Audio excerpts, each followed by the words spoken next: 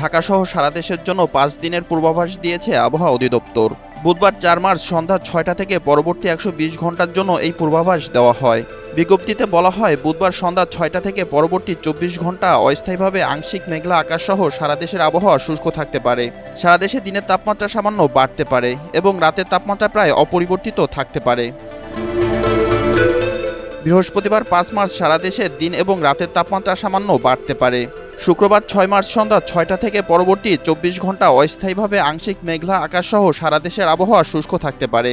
আগামী শনিবার 7 মার্চ সারা দেশের দিনের তাপমাত্রা সামান্য কমতে পারে এবং রাতের তাপমাত্রা সামান্য বাড়তে পারে। এদিকে রোববার 8 মার্চ সন্ধ্যা 6টা থেকে পরবর্তী 24 ঘন্টা অস্থায়ীভাবে আংশিক মেঘলা আকাশসহ সারা দেশের আবহাওয়া শুষ্ক থাকতে পারে।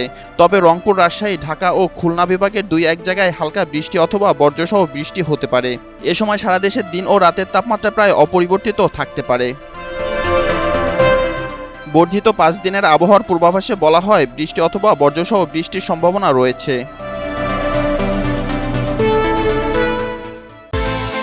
বিকাশ পেমেন্টে 10,000 টাকার বেশি অফার। শপিং চলছে তো।